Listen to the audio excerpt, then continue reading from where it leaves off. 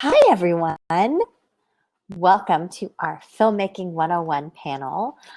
Just to give you a heads up, this is going to be recorded, and I plan on sending out all of the recordings of our Q&As and all of the recordings that we have done, like this panel, out to not only all of the filmmakers, but I am planning on sending it all out to our tech professionals as well.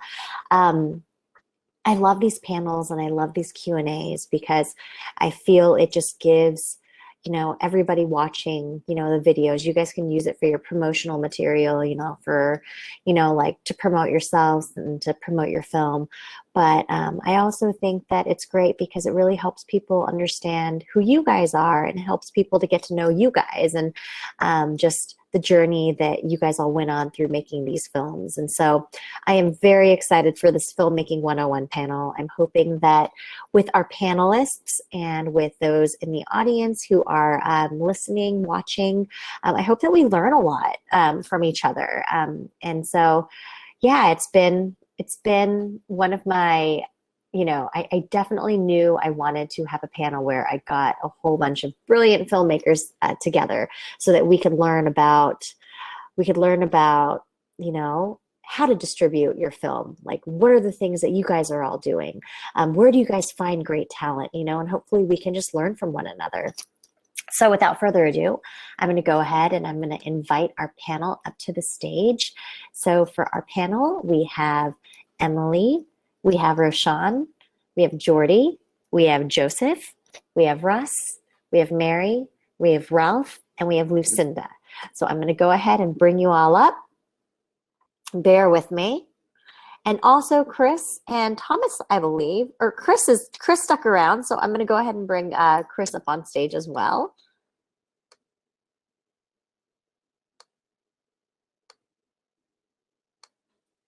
I want to leave that picture up. It's so much more flattering.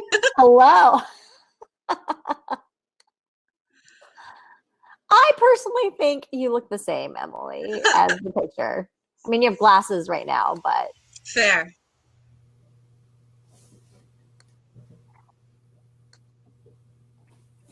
Hello. Okay, here we go. Okay, how many do we have?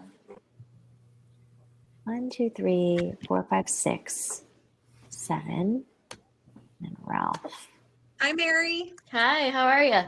Good, how are you? Good. Tired. It's like 10 o'clock. Yeah, it's 10 o'clock here in Chicago. 6. You know what? 3, 6. You know what? I'm just going to invite Matt and Meredith up on stage too. Why not? We max out at 9, and guess what? There is exactly 9 of us. So, woohoo! That's awesome. I have questions about you. Oh. Yes. Okay. Oh my gosh. And Tina too. Fun. Tina's right here. Oh yeah. Tina. I want my dog now. 1, 2, 3, 4, 5, 6, 7, 8. All eyes are on you now, Matthew. Oh, God. She's clawing my lap right now. She's totally needy. I'm like, ow, ow.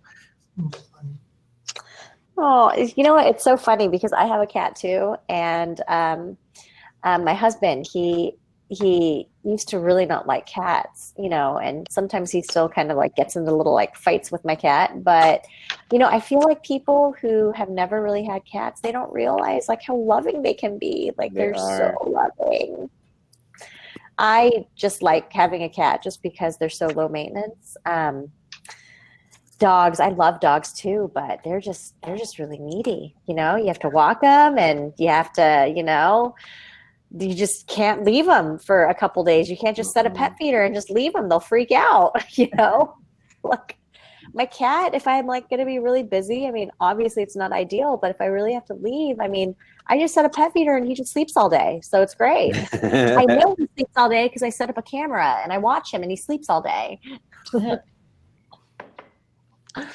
But you all, oh my gosh, I'm so happy that you guys are here, and I'm really excited for some of the conversations. So this can also serve as kind of like a wrap up too. My gosh, can you guys believe that this festival is like over? Like the 2020 festival is over. This is the last day. Like, oh my gosh. So what did you guys think of everything that happened this year? Like, the festival for this year. I think you are always a force to be reckoned with. You're like a tornado and get so much done.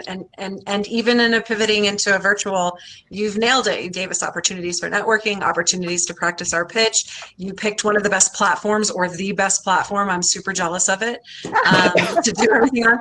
I will be using it in July. It didn't exist yet when I did it. And I think it's cutting edge technology, and that we've all been able to take advantage of. So always impressed and super appreciative. Oh, great. I'm so glad. I'm so, so glad.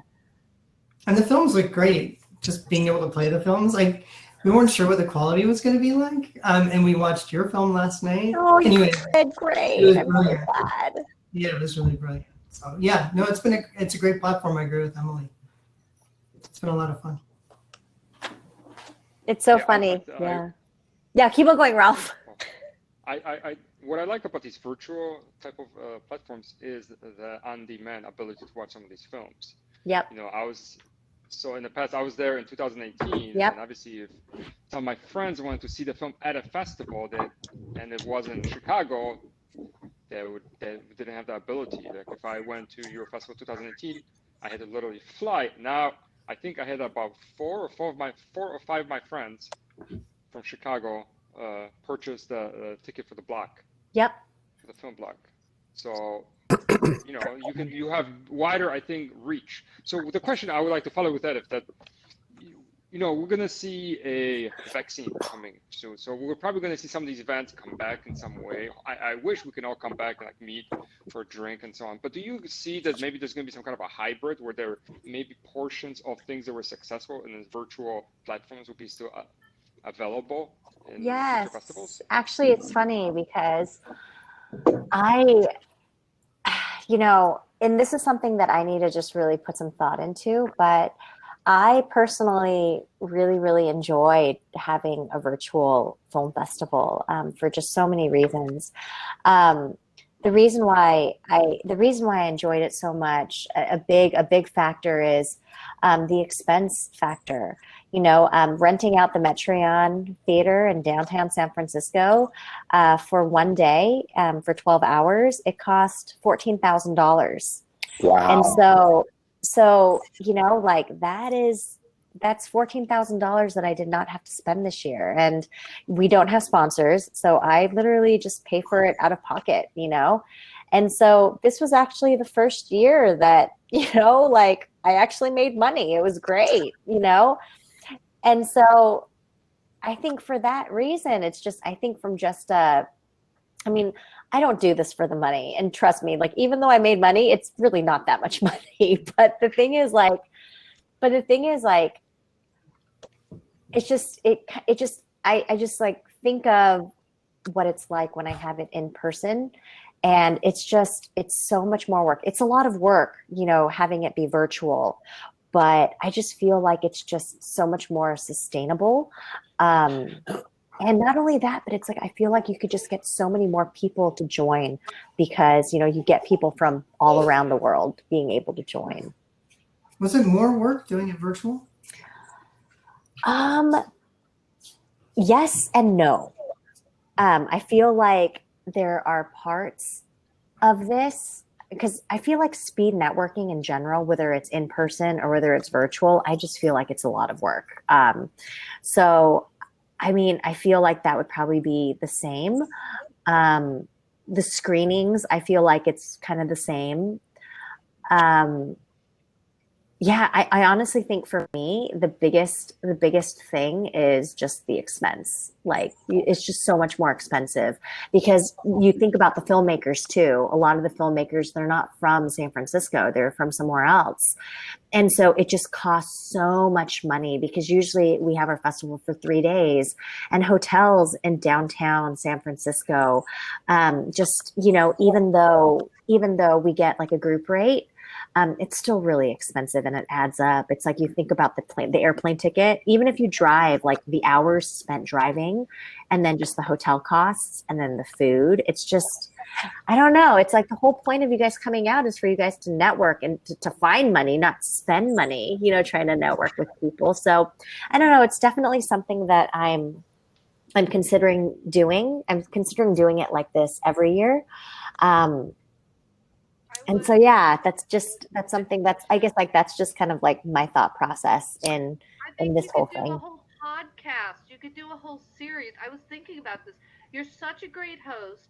You've been able to put together, all of these people. I fell in love with you at Cannes. You know that. No. I just really think that you could have the festival once a year, but why couldn't you do like a weekly podcast like the Silicon Valley Film Archives, and then you're getting the materials from the International Film Festival, and then you're inviting all these filmmakers to come and talk. So like you have your own little mini independent film channel. Yeah. We could monetize that.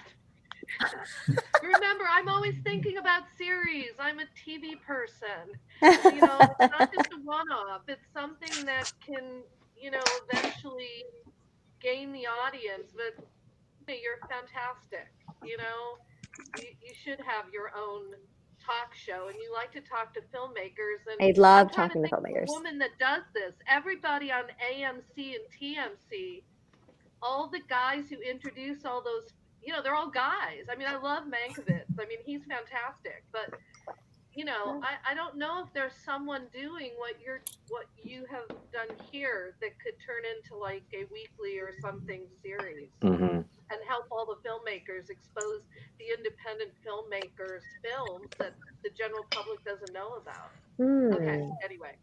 No, that's a great idea, Meredith. Thank you so much for that suggestion. Like, that's a great idea. See? I'm always working on my elevator pitch for, what's his face, Virgin. If I were stuck in an elevator and I had 1 minute, what would I pitch? What would you say? Yeah. Chris, Anyway, I think you should think about it. I'd be happy to, work that out with you. Seriously. I'm always looking for a great series, so this could be something like that. I mean, it's fascinating. The last panel was great, just to hear how they were creating this film and the creative process. I left that in a chat. The collaborative process, where people came from. How are they finding their funding? I mean, right now, all these kids want to be YouTube stars. Yeah. Everybody, I can't believe that people are making tons of money just unboxing Disney crap. I know. Sorry, I shouldn't say that. You're taping this. Or eating, anyway. or eating. Yeah, like eating. Noises. So at least if we're gonna do something, let's do something thoughtful and give it range. Make it international. There's your Cannes Film Festival online, and you're hosting it. Christina, I was going to also say that, for your costs, because I live in Oakland, and for your, Oakland's over the bridge. Everybody loves the prestige of San Francisco, but honestly, your costs would come down if you were to have an in-person festival again in Oakland. And my friend Marie, who's my producer on my film, she rents out the Grand Lake Theater. In Allen there, the Grand Lake down on Grand and right off the 580.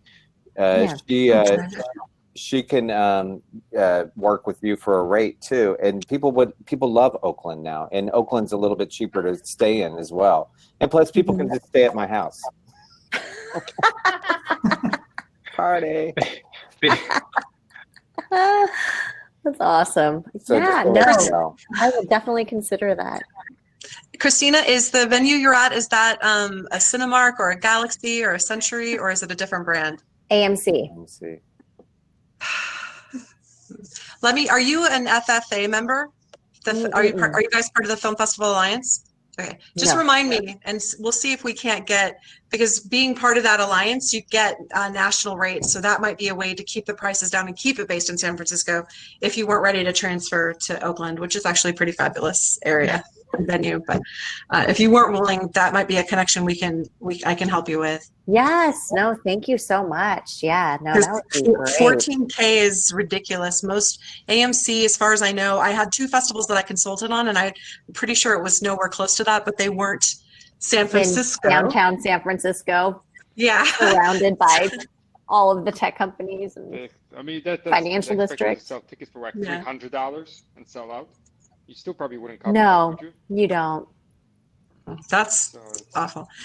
Galaxy, if you had a Galaxy, they're amazing. And Cinemark has been incredible lately, even before COVID, working with on a national level. But I'm not familiar with AMC, so I'd have to check for you. I mean, it's a cool theater. It is like It is. amazing. Mhm. You know, they have like It's reclining amazing. seats and it's really cool. It's really nice. But yeah, it costs a lot of money. And they have good Yeah, sound. they have very good sound, surround sound. They do. It's beautiful. But you guys, let's pivot and let's talk about you guys and your projects and stuff. And, you know, I feel like by now you all, I mean, I feel like I know all of you just because, you know, of either the Q&As or, you know, just me getting to know you just through the years too.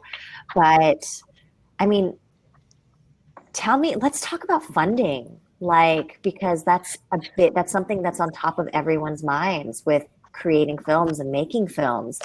What are things that have worked and what are things that have not worked in terms of funding? And feel free, anybody can just jump in and just share, you know, their experience. I mean, I funded what I shot for Tech Buddies myself, which is not sustainable and not the way I would do again. But I did a crowd fund when I produced off Broadway theater in New York, and that was very hard to get anyone other than friends and family to back. And luckily, I had a co-producer who had more friends and family with resources, so we didn't quite hit our goal, but we got close, and it was Indiegogo, so we got to do the money anyway. And then I just funded the rest myself from my paycheck. And then other productions in the past, I've pretty much just paid straight out. But I think, though, isn't there a new law around crowdfunding now where you can get a combination of investors and donors, and it's not just siloed? I think I know, like, I have fiscal sponsorship with Fractured Atlas, and I know they have like a hybrid addendum. So I think that is some change in the laws, which is good, because it's one thing to go like, don't get donors and then they get a tax break. But if somebody's willing to say invest money with the caveat that film is a high risk investment, then you should know you maybe are losing your entire investment and won't get it back. But the idea that you could offer, you know, if the film is profitable, that you could pay back investors first.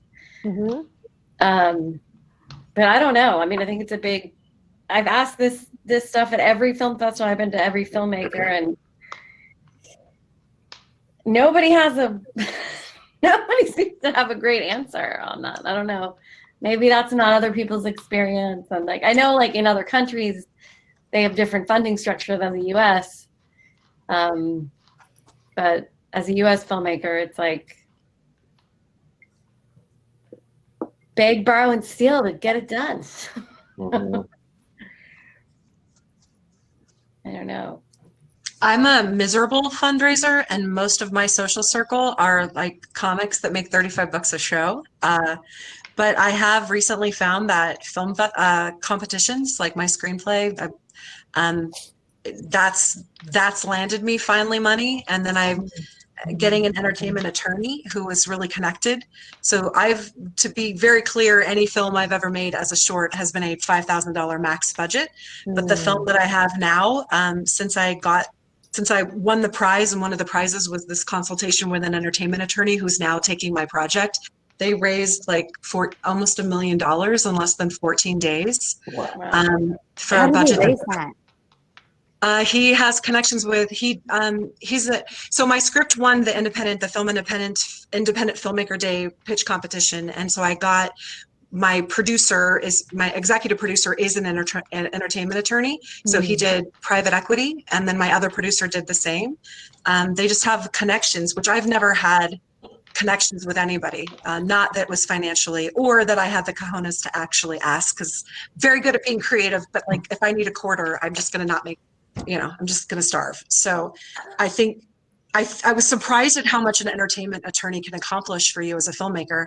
And it's a minimal budget, and they sign on as an EP, and the deals that they do, pre-sales and distribution, they put together an amazing package. I wouldn't have an Academy Award-winning Oscar team backing me without that first introduction on this next film. So I think a lot of it is just an entertainment attorney, and no one ever told me that. With the connections. Now, is that a feature that you? I'm sorry, Emily. Is that a feature? Yeah. So I have a feature. The budget is $3 million. Everybody that's working on it so far is committed to do it for scale. So we would need really 15 million. We're able to get it a little under 3 million. My budget when I was pitching it was 1.2 million, and that was me thinking I was like aiming for the skies, but with the talent that they brought on, they felt that it was still a smart decision to increase the budget to 3 million. Now that may stop. We may have raised the first million and now we're going to freeze. I have no idea. But I think if I would have known 3 years ago that a conversation with an entertainment attorney could have put everything in motion, I sure as hell would have called one a long time ago. I think when people think of attorney, they think, oh my gosh, they're expensive. So I think that's one of the biggest reasons why they just don't even start and they don't even try. Yeah, and to be honest, he's almost $25,000, but I won him as part of the pitch package. So I would have never spent $20,000. I would sell a kidney before that or for it. But it was part of the prize. And so it gave me this opportunity, and I'm still very in over my head, and I'm having to learn like tax codes and 181s and all of the things that I never knew existed, and then pretending like I understand them. But I think that's a really good first step. And I think it certainly winning pitch competitions, if you have a script that has a chance, like I feel like it's those last couple of wins in a row really made a difference for me that I financially would have never gotten on my own. So. Well, I want to say something because I think you have to draw quite a difference between raising money for shorts versus raising money for features. Because a short, I think you got to do as cheap as possible. Like you shouldn't be spending much money over. You're right. Like I mean, like $5,000 to me was like, whoa, that's huge.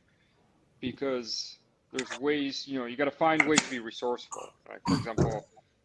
On an artifact, one of the musicians I collaborated with, because I needed some help, I made her music video. I'm a videographer too. As a filmmaker, fine, you're a videographer too. I'll do the music video. She comes over. We spend like 3-4 days working on the score. So, didn't pay her. She didn't pay me for making a music video for her, right? So that works out. I had a bunch of I used to personal train a lot, so I had a bunch of clients. And this was some of the best resources I ever had. I need an office, great. We have an office, go in there on Sunday for free, no problem. That's free. All the locations for the artifact, I didn't pay a penny for that. Yeah. So it's just using some of the resources. I have my own, gear. But I think what Emily's talking about, that's a qualitative differences for the future, because now you're talking about potential profitability, right? So if your profitability, you have a product that can potentially be profitable. You have to look at it quite differently. You have to spend money. You have to put something in contracts and so on. But in the short, it's almost zero chance of making any profit. It's supposed to be just kind of like a advertising. The proof This of is what I can concept, do, like, right? Proof of concept. And one thing that resulted from that, I think the Artifact is my fifth short film. And what happened as a result of that, I start showing to some of the people, like one of the person that you've met, Julie, right? yep, Christina? today. Julie was my personal training client who I asked to shoot at her location. And she said, yeah, of course. And then she saw what we were doing. She was so excited, like, I want to jump in. I want to be co-producer of this. And she threw some money into this project. It's like the first Oh, time somebody gave me money. wow. I think it was like $1,500 or something like that. And they pay for food Yeah. and actors and pizza money and Yeah. cabs, right? So that resulted from, like, now I have a team. Will is another person. So these are people are kind of attaching to this, to kind of like this team. So I think the point is to, like, do whatever you can with spending almost no money. You know, just find resources the way you can, and then people will attach to you, and you build a team. People that do something better than you, like, Yep. right? That's super insightful. Another thing that I thought was really interesting, a couple things that I've learned. One, and Emily, you probably know this because you have it set up, but setting up a nonprofit, especially if you are a documentary filmmaker, that is such a game changer. And the reason why I say that, not even just for documentary filmmaking, but even for, narrative filmmaking as well, because if you have a nonprofit, and it's not even just a domestic nonprofit, but if you actually have like you have it set up as like a federal nonprofit, every time people give money to you, that's something that they can write off. And the thing is, like, let's say that you have like an executive that makes like $1 million a year, right? If they, if they obviously don't want to get taxed on $1 million. So what they need to do is they need to try to show that they spent so much money, on like nonprofits or, or whatnot, to bring down their income to a lower tax bracket, right? So that's why so many, Salesforce is a perfect example. That's why, yes, they want to do good, and all that stuff, but the reality is that, they want to not pay so much in taxes, and that's why, when you have like Salesforce.org, which is like the nonprofit, arm, and that's why so many tech companies and, corporations, that's why they give back so much. It's because that's stuff that they can write off and they don't have to owe so much in taxes. So, the same goes for filmmaking. This is your business, right? You have to look at it as like a business. And if you have a nonprofit set up, that's just a way for you to be able to write off a lot of things. And if other, people, want to give you some money, it's like that's something that they can write off. And obviously if you have like, crazy amounts of money, like if you're like a millionaire, it's not as big of a deal, I don't think. But for people that aren't there, like maybe they make like, I don't know, like $200,000-$300,000 or like $400,000 a year, it's like, yeah, they'll take it because it's like, again, there's like, if it can make you go into the next tax bracket, it's definitely appealing. Just from, and I'm talking about just like normal people. Well, I guess they're not normal people, but just like, people who work in tech, people who have pretty high salaries. Yes, Meredith. Christina, I can chime in on that because I've run nonprofits. I'm attempting to straighten out the one I had that kind of went into, I don't know what you call it, abandonment, so somewhat. It's with the state and then gone to the federal. I've done that for years because I ran programs for homeless and underserved children in Southeast San Diego and at St. Vincent de Paul shelter for years. And I've got videos on every format, VHS, SVHS, 3/4, whatever we could do. But for years I ran programs with these homeless kids, which is where a lot of my ideas actually came from, and all the music and the TV show ideas and such.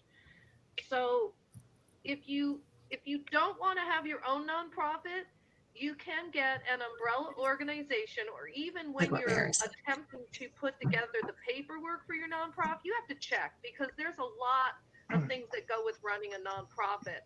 And you have to understand the differences between nonprofits and foundations. You can apply for grants. I mean, I used to do all this kind of stuff. We actually had some small NEA grants. I think some of this is on my LinkedIn profile, actually, like my long bio there. So if you don't want to have your own nonprofit, then find a nonprofit that you can work with that will umbrella you, that will then take a, say, 10% fee for managing the money that's coming through, and you work out an agreement that they're your organization for that particular project. Maybe they have an interest in this film, your drama, comedy, or even documentary.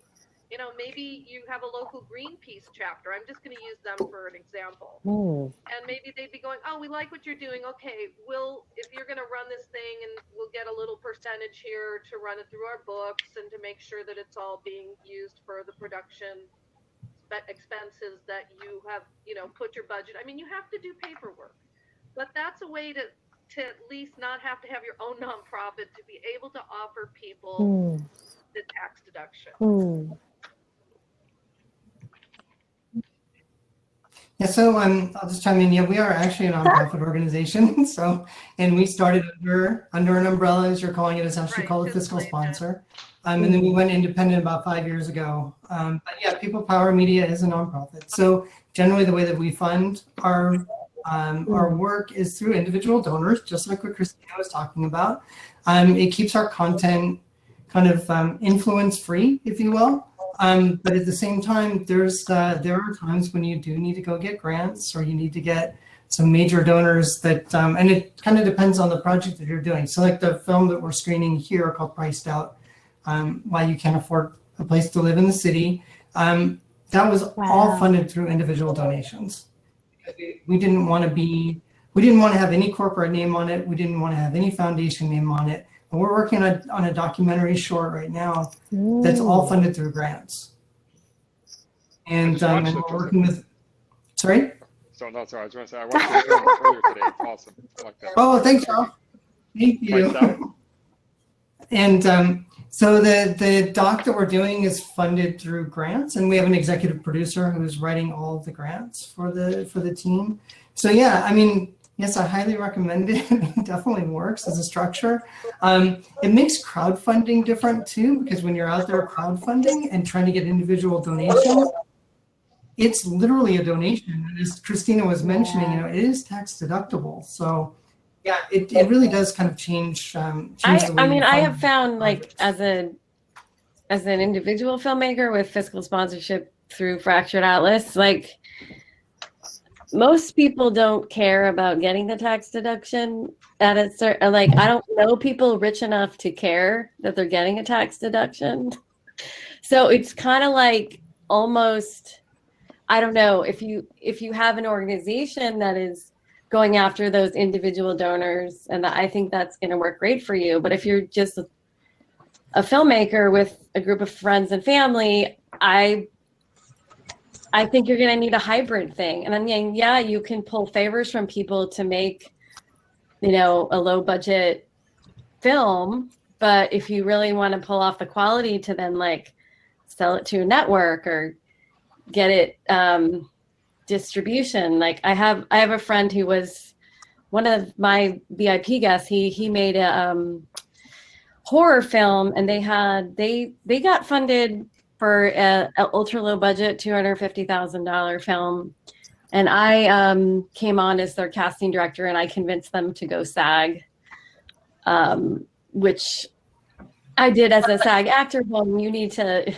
do this to get the talent in. But they were able, because the film turned out well enough, even though it was so low budget, that they were able to get it distribution. So they are, I don't know whether they're going to make a profit off it, but they are making money off it, and it is getting traction. So I don't know. I think it's just it depends on people's situations and. Sure. But Oh, go ahead, Ralph. Oh, sorry. Go ahead. Oh, okay. No, I was gonna say, We're killing this you game. know, We're killing Go it. ahead, Emily. Go ahead, For Emily, me, go. I started the nonprofit as just a human that wanted to do a film. And I found that by partnering with organizations that were like-minded and having them be my fiscal agent, my fiscal sponsor, it was a great way for me to start. But one of my films was it was a causal film. It paired with sexual violence and sexual assault. But that took a film where I had 528 women had shared their stories with me to, I think, over 280 something thousand people, because we partnered with organizations all over the world. So I think one thing it does is it opens the door to partnering with other organizations that share a mission. My other film was a cast of about 300. It was still a $5,000 budget film. It was a cast with 385 people. We shut down city streets. We had an airline donate, a commercial airline. But that was the reason we were able. And then the last film that I did, we had some celebrities get involved. And it's because at that point we were 100% our own nonprofit. And we partnered with Boys and Girls Club and for the Future Filmmakers Foundation. And so we were able to get the Boys and Girls Club kids to get involved. They got to shadow a professional. They got to, we had an Academy nominated actor star in our film. And we did this film still for $5,000, but it's because it was a nonprofit, they were able to consider it as a donation of their time. And that was a cast, it was a smaller project. It was like, I'm sorry, I'm looking at my husband who won't come on camera, but like less than 200 people. But Boys and Girls Club got involved. And because Boys and Girls Club got involved, some bigger name talent were interested in helping. And we had 100 some odd kids get experience on a set, you know, and in a world, we're not in LA where they don't get that opportunity. So I think that's the other side of the nonprofit, is that if you partner with an organization that can benefit from it and you're doing good and it feels good. Like there were kids that had never, you know, this was like one of the most exciting things they'd ever done, and we got to be part of that for them. So I think that's the other side, is those partnership opportunities through nonprofit. And another way to make money too is, oh, sorry, Ralph, did you want to go? Ralph, you were going to say something. No, that's all right. My comment is not as interesting as Emily's. And this is deaf applause. So let's move on. Next topic. I'm applauding you. Yes, Thank you. The jazz fingers. Thank you. Jazz fingers, deaf applause. Yeah, this is how you greet during COVID. It's better than bumping elbows. So, hi. No, but what I was going to say too, on the topic of fundraising, you know, we talked about this at, you know, my festival last year, but just at finding those film festivals where they have really crazy cash prizes, right? And I was a judge for the Louisiana Film Prize, and it was my second year being a judge, you know, this year. And this year, because of COVID, their prize was half of what they normally shell out. But this Louisiana Film Prize, you know, it's in Shreveport, Louisiana. And before this film festival, I never even knew where Shreveport was. I didn't even know that it was a city, but it is in Louisiana. And if you win, you know, they pick 20 films and they have the structure set up so that, you know, and it's sold out theaters, right? Because like everybody in the town comes to see your films, right? So they have like two different blocks. They have like an orange block and a teal block, and it's 10 films each.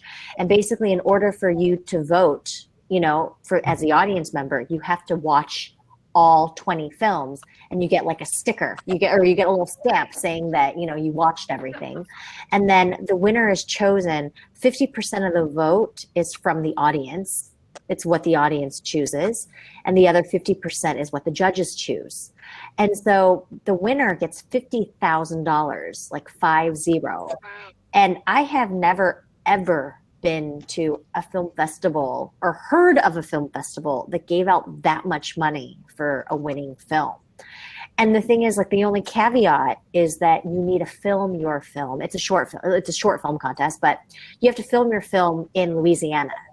That's the only caveat.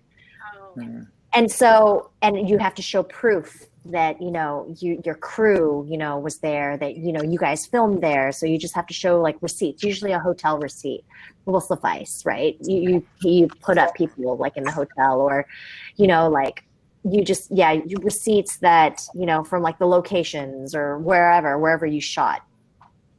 So anyway, that's another thing to consider. You know, like I know that there are a lot of film festivals out there where they give out cash prizes, and so submitting for that, submitting for those films, and really seeing like what the winning films look like. You know, if you go to those things, like why did that film win? Like it was so interesting. This past film Prize Fest. A short film that was titled Untitled Post Baby Project won. They won $25,000.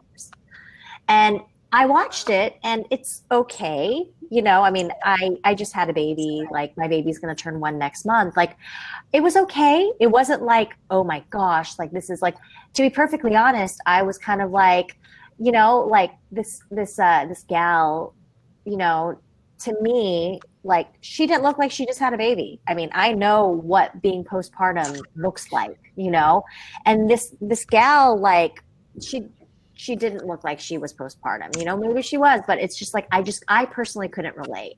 I was just like, you do not look like you just had a baby. Like when you just had a baby, you still look like you're pregnant. You really do. And you look like that for a very long time. And that's normal. That's the majority of women, right? And so the thing is, there were just so many aspects of that film where I was just like, man, like I could make a more accurate depiction, you know, and I think I could do a better job, which is why I'm making my feature film next week. It's tomorrow. We start tomorrow. And it's a feature film. It's a feature film titled Postpartum Problems, because I look at, you know, just one kid was hard enough, but then when you have 2 little kids, just the strain that it puts on your marriage, and just your hormones going all over the place, and just your inability to communicate, all of the things in your relationship that are just not that, you know, not that good, like they all come out. And I think that, you know, my parents are divorced and they had a horrible marriage, but I really do believe that a lot of the reason why people get divorced, a lot, like, you know, if you have little kids, they can be traced back to this time, you know, when, you know, right after, you know, your little kids are born, just because it's during this time you say a lot of really hurtful and mean things to each other, not necessarily because, you know, you want to hurt the other person, but because you're sleep deprived, you're not thinking properly, you feel resentful because you feel like you're doing so much more than the other person. And then, you know, because once you say those words, I mean, you can't take it back. It's out there. And then it's like, just over the years, it just gets worse. And your communication skills, you just don't want to communicate anymore, you know? And then obviously that's the beginning of the end. And so, you know, it's like, I wanted to create this film, but I was inspired because of that film that won at the film prize. And so it's just like, again, it's like, you just have to make something that, even though I personally couldn't relate to it, clearly other people related to it. And I related to it enough where it inspired me to want to make a film, right? So I feel like as long as you have that, you know, like you knowing that, you know, like how can I make a film that people will vote for, the people that will win? I mean, that's another way to make money.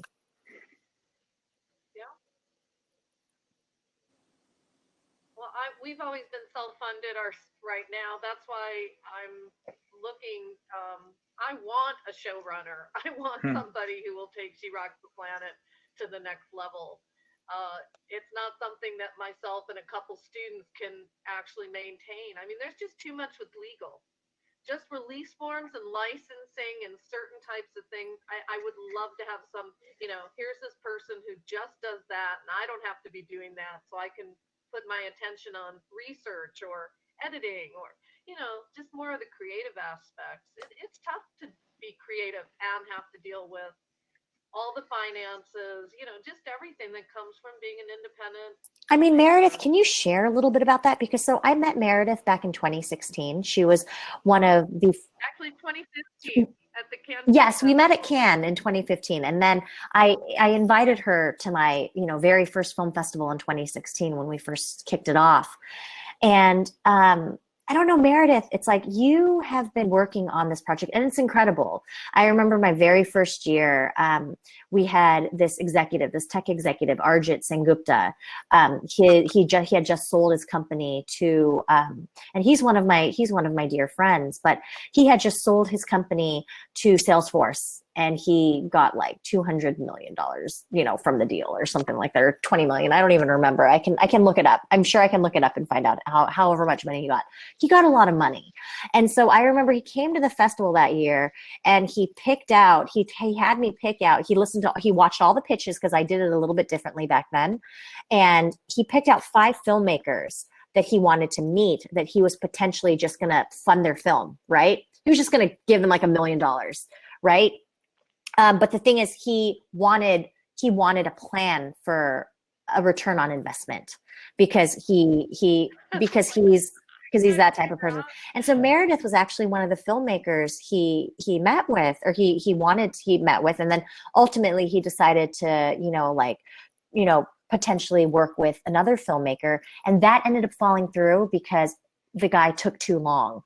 He took too long, and then by that point, Arjit, he started his other startup, and then at that point, he didn't have the money anymore, right? Because he had invested his money into his new startup.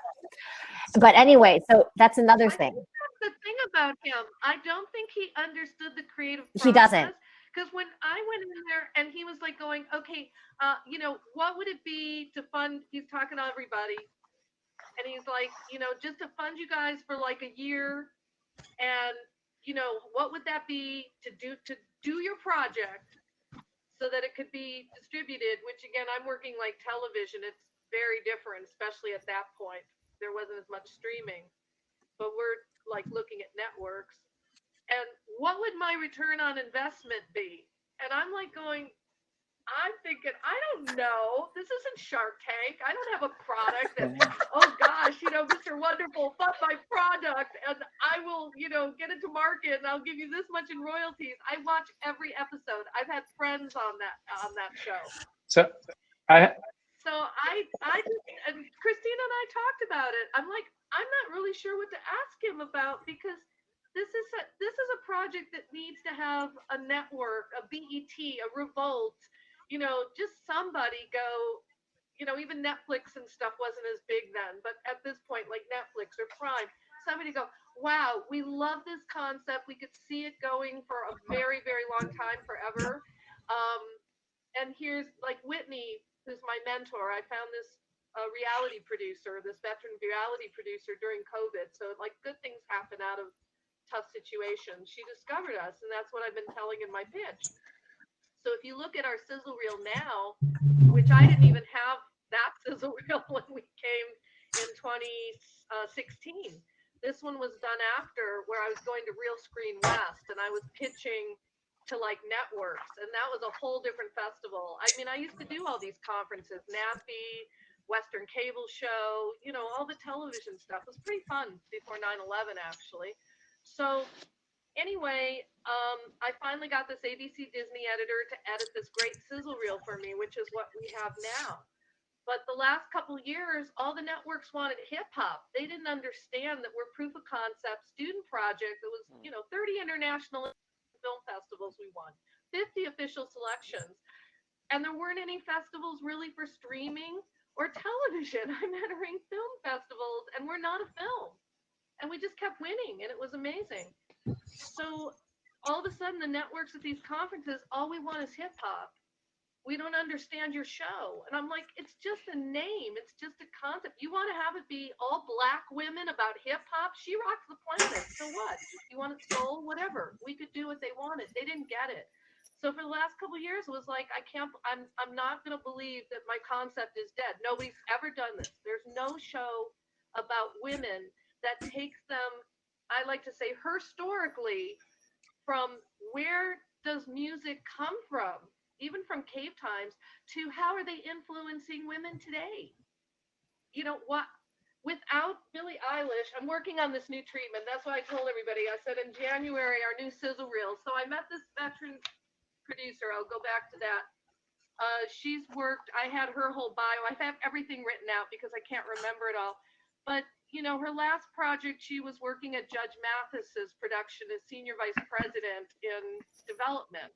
And she's done projects for BET and, you know, just innumerable things. I mean, her first job out of college was at William Morris Agency in development. So when we met and I saw her background, I'm like going, this is the woman I need to take me to the next level because I cannot do this by myself. So she's written a new treatment. How did you get connected with her, My Meredith? editor is doing a new. How did you get connected that? with her? Just was kind of going around on the computer and found this group that you can, you know, do pitches Mhm. to. And if the producer likes what you're doing, they may mentor you and help you develop your project. Mostly filmmakers, but they didn't have anything like mine. I mean, nobody does. No, I mean, First one Meredith, it's ever like your sizzle to reel, create everything. It's like, something it's like very this. polished. Like it looks great, you know, and, you know, Yeah, and we're doing a new one that I don't own all the content, but her script, it's amazing. Like, you know, here's the thing. Y'all know Billie Eilish, right? I don't assume anybody knows everybody because some people like don't listen to pop music. Okay, so Billie Eilish is really, she owns the world right now. But without Avril Lavigne, we would never have had Billie Eilish. Without Kate Bush, we would never have had Avril Lavigne. If without Patti Smith, we wouldn't have had Kate Bush. And without Susie Quattro, for being that first like hard rock and roll woman in the late 60s, early 70s, we wouldn't have, we're wanting to show the connections of all of this music. And then like my other example right now, because I would, for a new pilot, our pilots on Sheely, if you go to our Vimeo, you can see all our proof of concepts episodes. It's what we could do with no budget and students and volunteers and people that I know in the industry just saying, okay, I believe you, you got to start somewhere. We'll help however we can. I'd like to do a new pilot that would basically be tracing Sister Rosetta Tharpe. She's the Black gospel singer who was an electric guitar player in the 20s, 30s, 40s, 50s, 60s. Now, she was inducted into the Rock and Roll Hall of Fame, I believe it was 2018. There's a great documentary on YouTube. And I've known about her for a while, but this documentary, I cry every time I see it. And so she was influential. Elvis, Little Richard, the Rolling Stones, the Beatles, Johnny Cash, amongst others. They all cite her as an influence, but you don't know her. You've not heard about her. Why not? Because women in the music industry have not had their due. And they're starting to say, look, we're here. We're just as good at musicians as the men. And then I found a quote. I was doing some research for our new sizzle reel, and I couldn't find the audio, but I have a way I think I can use it, where Sir Paul says that, oh, wait, that's another one. Anyway, I'm getting Carol Kay and Sister Rosetta Tharpe confused. Anyway, so Sister Rosetta Tharpe, if you look at our sizzle reel, there's Melina Moy. She's the female Jimi Hendrix right now. She's my bestie. And her fiance was Steven Spielberg's assistant when he got out of college, Christina. And now he's been making feature films. His last one was the Samuel Project, and it's on Amazon. I can send you some Meredith, about him. but like the question that I had for you specifically around this is, you've been working on this project for 4 years. You've had meetings, yeah, for longer. Actually, so that's when I guess I came across it like in 2015. So it's been like, 5 years, that I've known about it. But I mean, you've had meetings, you've met with investors, you've gone to AFM. No, we haven't never met with investors. We've never gone. Have you ever? Did you go to AFM? I thought you went to. Crowdfunding. Didn't you go to? I've just wanted to. Didn't you go to the Marche du Film in Cannes? The film where. Oh, okay. That's a different project. I got vetted, and I was in the producers workshop at the Cannes Film Festival, because when we were in the festival that we were in, the Saint Tropez, I said, oh, if I got in that festival, I'm going to figure out how to get to the Cannes Festival, because that's been my dream since I was a child, was to go to the Cannes Film Festival, but not just, you know, see how, oh, I want to be in there and see the films. I wanted to be part of it.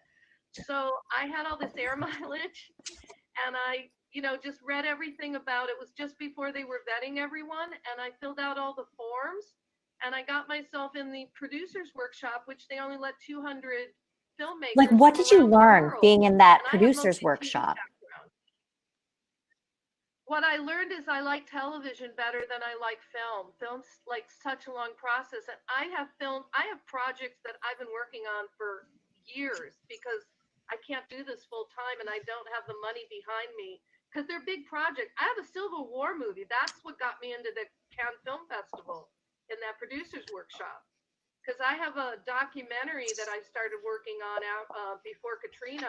I discovered a story in 1999 about a lady who saved all the orphans and poor before, during, and after the Civil War in New Orleans. I was taking a cemetery tour, and the man started telling this story about this lady who saved all these. I started crying, and I'm like, isn't there a movie made about her life? And he's going, no, maybe you're the one to do it. And I'm like thinking to myself, yeah, right. You know how much it costs to do a Civil War movie? I mean, if you're really going to do the Civil War, you have to do it right. That's a huge budget. But I got intrigued by the story, and I started doing a documentary about the lady's life, because everybody who'd been working on her life was all between the ages of 60 and 90. And I'm not a documentary filmmaker either, really. I'm more of a narrative and kids stuff and animation. But we got all this footage. I have probably like 35 hours of footage on, it's standard def, but it's all these people who had been studying Margaret's life and had put books out and had gone to Ireland. And then they all gave me their materials, their research that they never used in their books and their research. Before Katrina, I have it in a fireproof safe. If it had been in New Orleans in Katrina, it's all like papers. This material would be gone forever. And a lot of these people who were like 90 when we interviewed them in like 2000, I'd say between 2001 and 2004, and then Katrina hit 2005, was it? Maybe I'm tired, but whatever it was before Well, Katrina. Meredith, you know who you need to connect with So if on we this had story? that, You really need to connect with Lucinda and Who? Jerry, because during their Q&A, okay. we were specifically talking about a lot of their documentaries that they create are around history. And I just feel like if you have all of this, and, you know, it obviously is interesting because it got you into the Cannes Producers Workshop.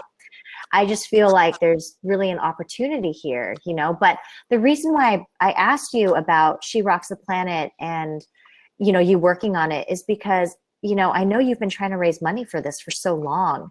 And it's like, what are some, you know, we can all learn from each other's failures, right? We learn from each other's successes, and we learn from each other's failures as well. Like, what were some things that you realized, like, this is what not to do?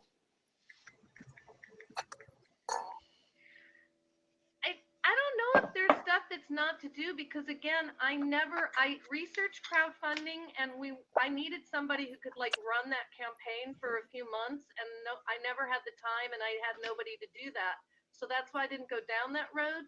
I've always been packaging this to get it to a network that needs a showrunner, and I don't want to be the showrunner. I mean, if you understand how, you know, the television stuff works, and you have a showrunner, it's just different than a film production in the way they run it.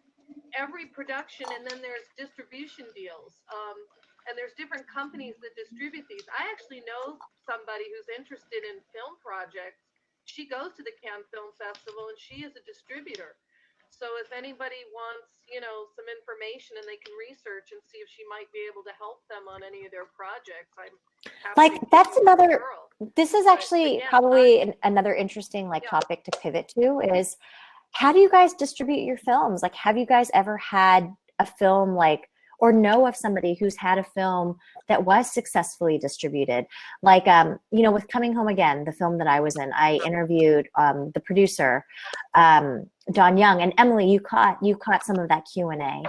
But I mean, a lot of the stuff that he talked about was really, really interesting, which is something that I, as an independent filmmaker, didn't know before. And he was just talking about the process of, you know, getting your film distributed. And one, I mean, obviously if you have names attached, you know, that's one of the things. And, you know, Emily touched upon it too. It's just, I think the reality is the reason why so many people spend so much money on talent, on name talent, is because at the end of the day, it's a lot easier to sell, right?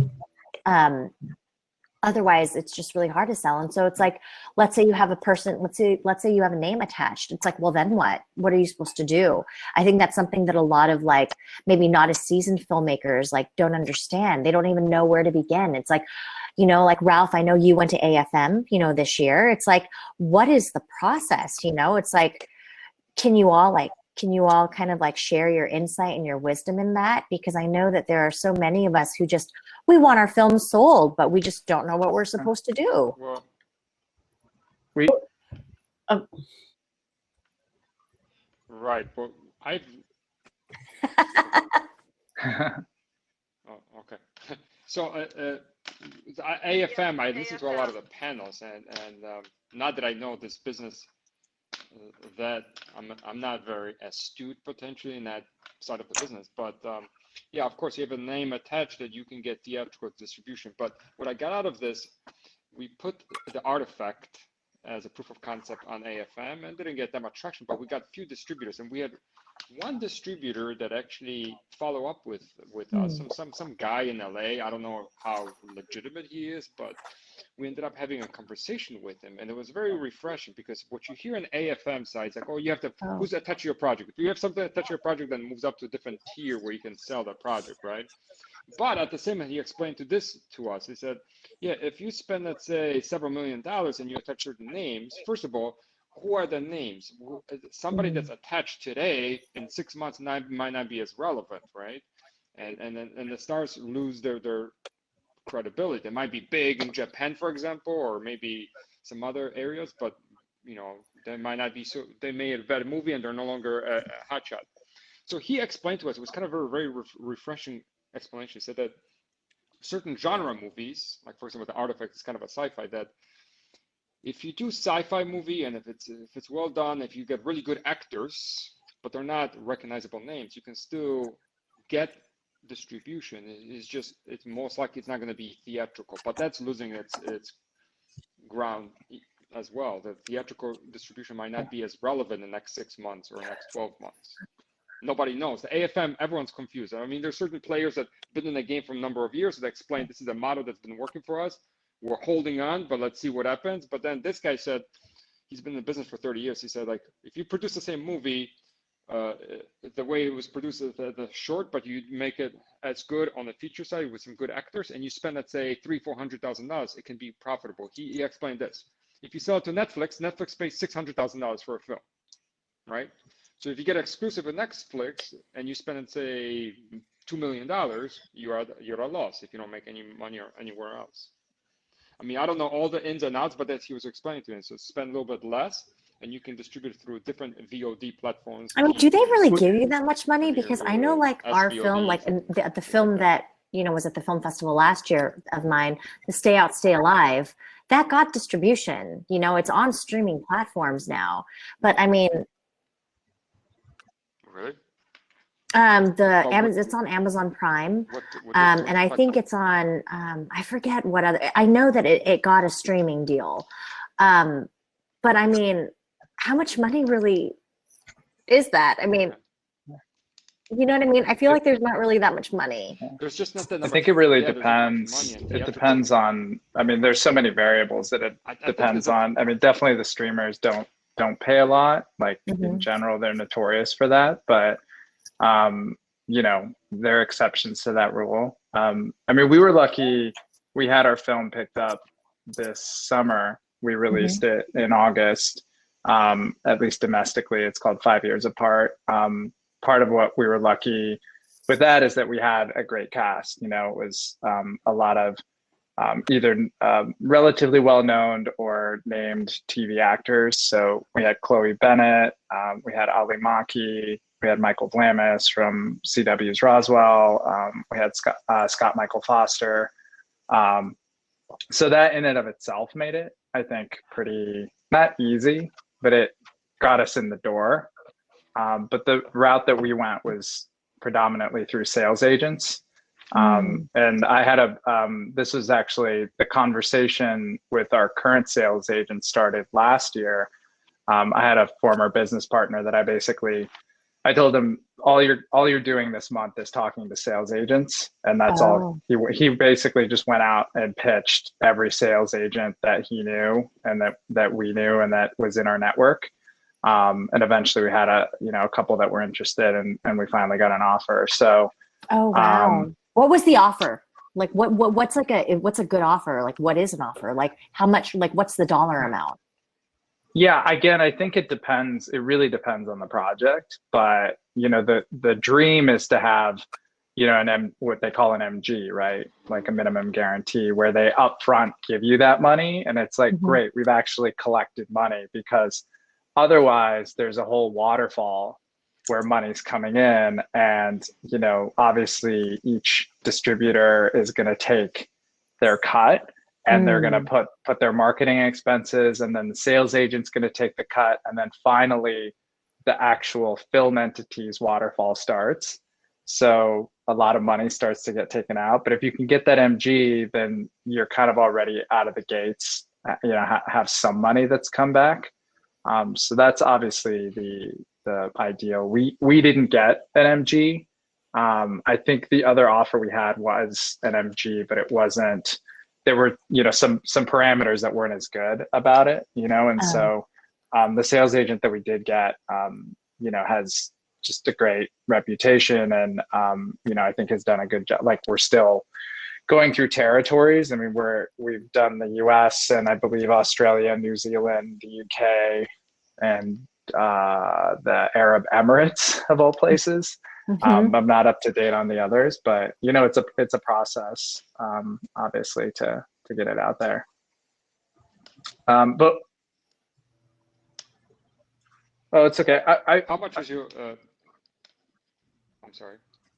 Sorry, Jordy. I was just kind of curious. That film that you sold, how much? Yeah, it was definitely like very low budget. It was under $250,000. And I've been part of the reason that we were able to get that cast was sort of the connections, so it was a project that started with Michael knew the director, and so they were pretty close, and so Michael also actually grew up with Chloe Bennett, so that was the end that got Chloe in, and Chloe knows Ollie, and so she was able to get Ollie in. And so it's kind of interesting because with Founder, the film that we had here, we had a similar casting process, right? Where it's like, I knew Michael and Craig from 5 years apart.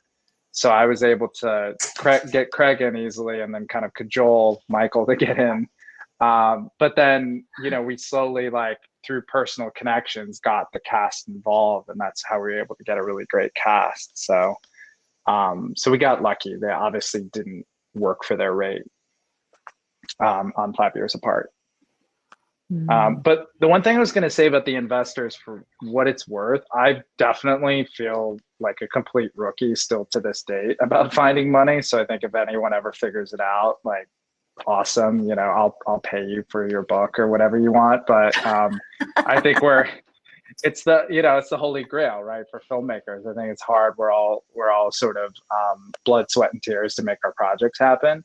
The one thing that was interesting with 5 years apart is that we did end up getting some finishing funds from a friend/client of mine. And I think that story was a representative one that we actually were thinking of starting a finishing funds fund with the mentality of how we got that money and how we got that client on board. And the way that we did it is that instead of pitching the project as an actual investment instrument, because film projects are just terrible investments if you compare them to stocks or real estate, right? It's just not a good investment. Yeah. We were just very upfront about it, right? The way we pitched it was, this is an opportunity to connect with art. So, here's a script, here's the pitch deck. If this project resonates with you, then you're basically buying access. And we hope to get you your money back, but you're getting access, right?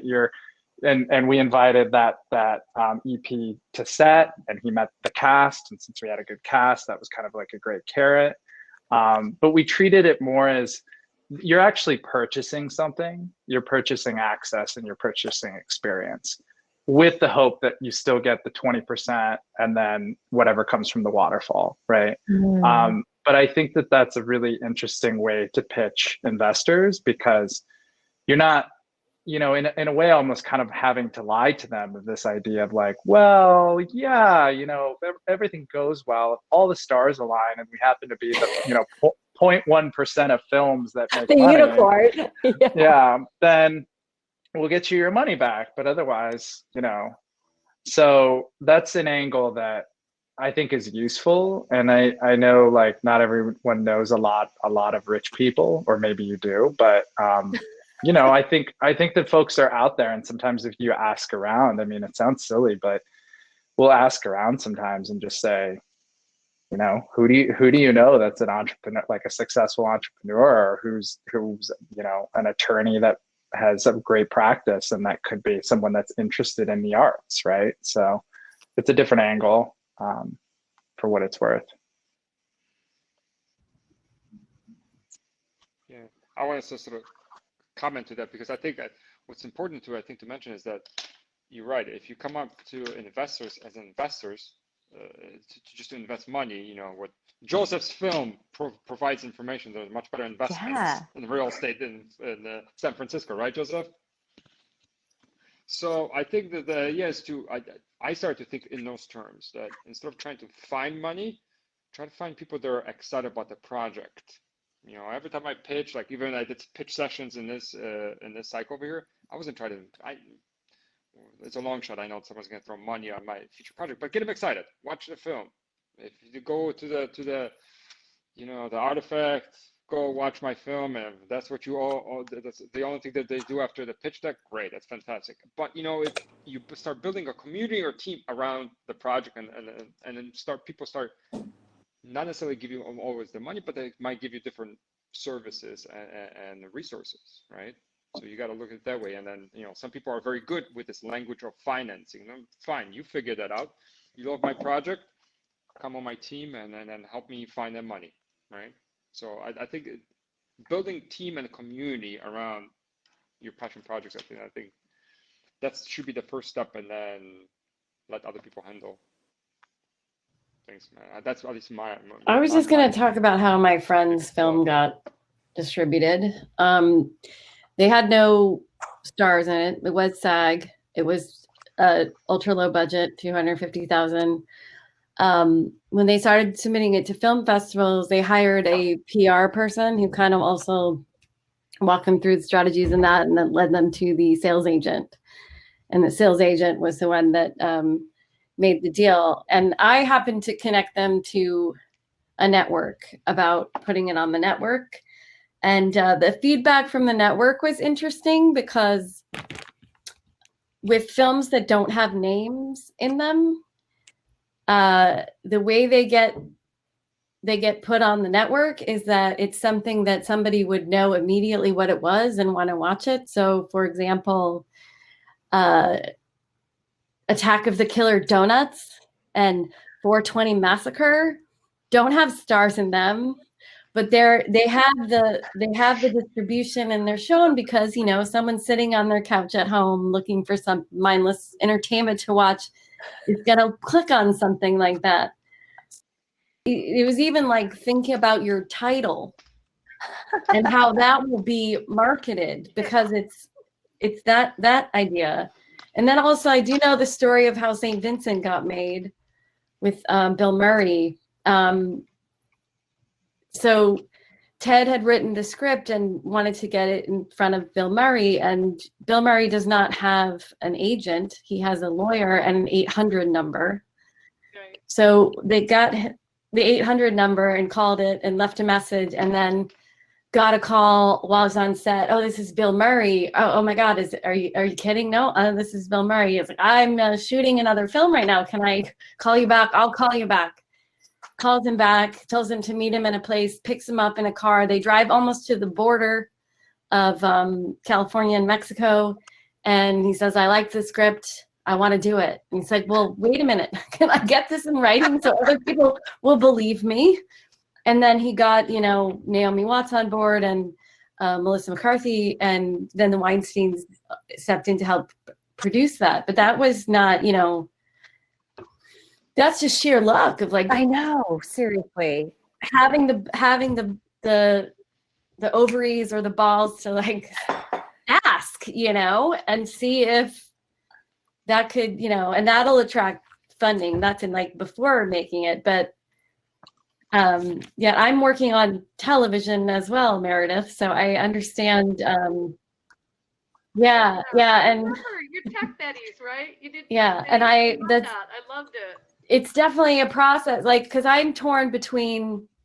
It's been going around to film festivals, winning awards, and I even did get somebody at a network to look at it. But I want to get I want to be able to go in and really pitch to a network, and not have it be like a film festival panel where they're like, I'll give you feedback on your pitch, when they're not really taking you seriously. And like, I feel like I'm constantly a student. Well, Mary, I can tell you that, okay, so one of the best festivals, I never went to the big one, but I did Real Screen West several years.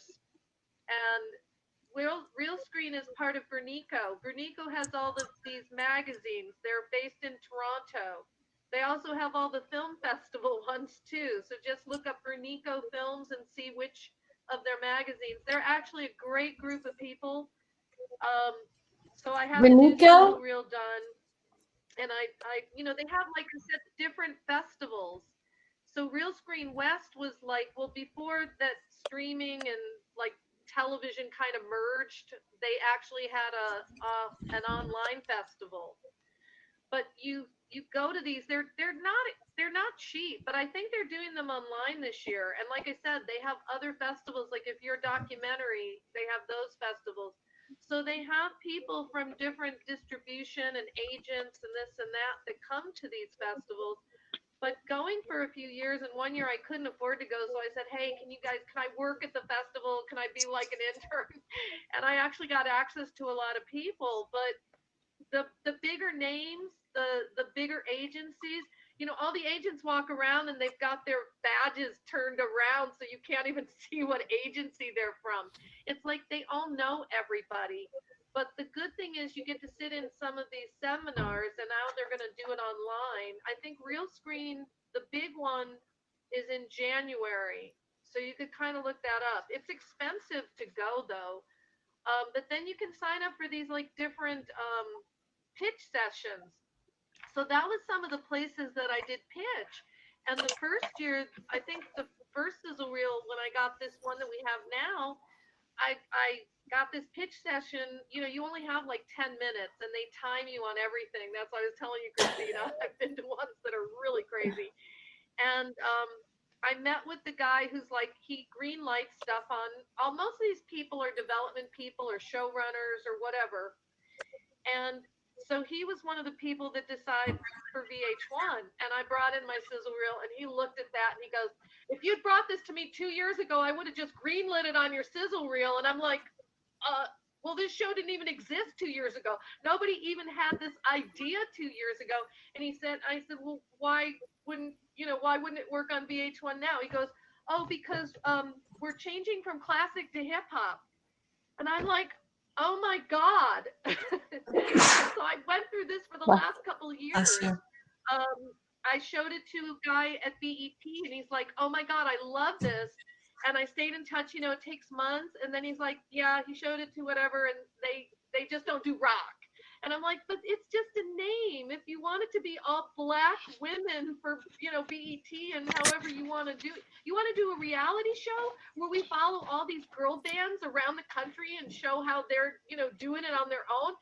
The show could be that. You want to have it be like American Idol? Great. We could be that. I was like open to anybody doing whatever. I just like stalked everybody at all these conferences, and it was still really tough until, like I said, the last couple of years, I was just like, okay, I'm going to hang out. I started working in the organic vegan skincare and food supplement industry. And I actually found that I like this because it's a nutrition and stuff. And some of these companies that are very environmentally conscious are starting to get money and be able to advertise, and they don't necessarily want to be bought out by Pepsi and Kellogg's. So I've been kind of learning about these guys in nutrition because I figured at some point, these are the people that I want to pitch on helping with shows to get their process. And then COVID happened. So, you know, then I'm in promotions and marketing, and I was on the web, and I saw this group, and Whitney and I met, and I know she's a lightning bolt. I know everything she touches turns to gold, this woman. And I was like, this is the woman I've been looking for, because I've been working with all like guys on this project. This is a project about women, and I can't even get the women to get behind it because they can't afford to be editors for nothing. And the student guys are like, yeah, okay, I like women, I like music, I'll help you, Meredith. It's like, I'll take anybody who will help me with anything. It's like, just open the door for us. So right now, I feel like I'm sitting in the right position. The Me Too movement has happened. Black Lives Matters have happened. Everything's like coming around where I think people are ready. It just took a while. And I needed somebody like Whitney to be able to take everything in my head and put it in a treatment of how I wanted it to be. But how is a development executive going to say, I'll buy it? And then you don't necessarily want to go in that room. If you can find that agent or that entertainment attorney or whomever, if they can go pitch their people who will greenlight it, you don't necessarily have to be there. I mean, I know I love to pitch, but if Whitney can go X, Y, Z, and they're like, yeah, sign here, great. She wants to be a producer. I've already told her she wants to be attached. We talked about having a host at one point, and then she started looking at it because I didn't ever wanted a host. Everything, when she looked at it and I let her do it organically, she came around to everything that I've always wanted to do with it. So I'm just like, I found this, here, I'll read this to everybody. I found this on Facebook, and I went, oh my God, and I printed it out and I posted it everywhere, all around my house. Everything you want is coming. Relax and let the universe pick the timing and the way. You just need to trust that what you want is coming and watch how fast it comes. So anyway, I live by this right now. We have. I mean, we're all a little crazy. As far as getting to television, one of the best things, so that's more my husband's world, but he's an Emmy award-winning television producer. So what he does, we have a show on a couple different networks and have over the last 10 years. Every show, the most recent would be Steve Duvall and Bill Farmer's It's a Dog's Life on Disney Plus. Yeah. But the thing is it doesn't matter. Cool. Nice. So Steve Duvall was Amazing Race for 17 seasons. He's an incredible human. And without getting into any, because this again is recorded, unfortunately, so I can't get into too many details, but I think you can see I watched that show go from inception on. It has been a successful show. We're now, several of us came and pitched new opportunities. And what I found is you start over every single time. It doesn't matter what success we've had. The only difference is that maybe someone will take Steve's call or my husband's call that maybe wouldn't have taken it before. But to me, the best way we have found, since the pitching environments and the competitions are often somebody's third assistant and not necessarily somebody who can greenlight anything. And so if you've had a positive experience, that's amazing, but that not everybody does. But what you can do is find somebody who is a showrunner or a producer, especially for unscripted. And I can only speak on unscripted. I can't speak on scripted television. Everything, mine's more docuseries, Travel Channel, Home and Garden Television, that type of programming. And then the Disney Plus show, I got to get a little bit more familiar with the process through Steve and Bill, and his wife Jennifer. But every time you start over again, and you have to do the sale. But you can find producers and then find their manager or their agent, and do a memo deal with a pitch, or have an attorney send it for you. Because then they have to. If you offer money and a memo deal to a producer, director, to an actor, they're legally obligated as their agent to present it to them. So you don't want to send them a treatment. You don't want to send them a synopsis, because most people won't take something that's unsolicited. But if you follow the proper channels and you have an attorney, or you have your agent, or you have your manager present it, that's some of the best ways to be taken seriously. So that would be my advice, is kind of, I would just stalk whoever was involved in the shows that were similar to the show that I wanted to pitch, and start all over again. And then once you have one show under your belt, which again, I'm living vicariously through other humans, I've just been involved in the process. But once they have that in, it's easier to get the second in and the third end, but it's still starting over, it feels like, every single time for that group of humans that I love. So. Good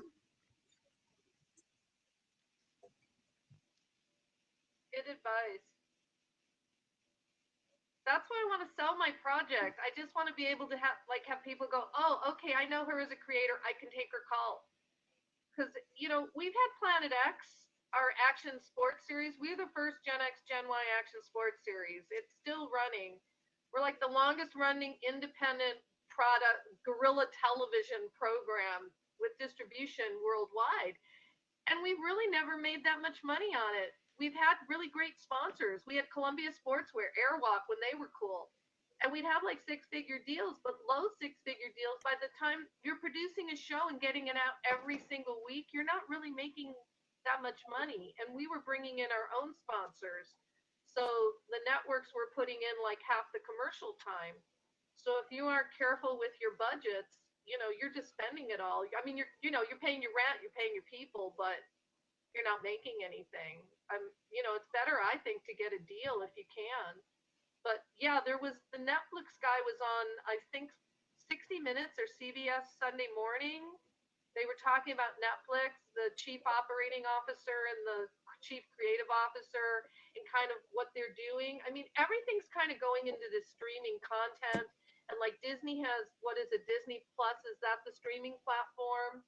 And now NBC has Peacock, and all of this has been developing for like 20 years. I was in the first AFI Intel Enhanced Digital Television Content workshop.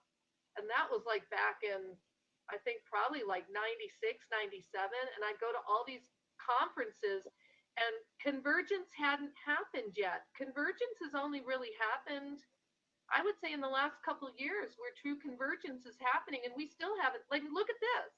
The kids are going to laugh at what we're doing here in Zoom someday and go, look how primitive they were back then.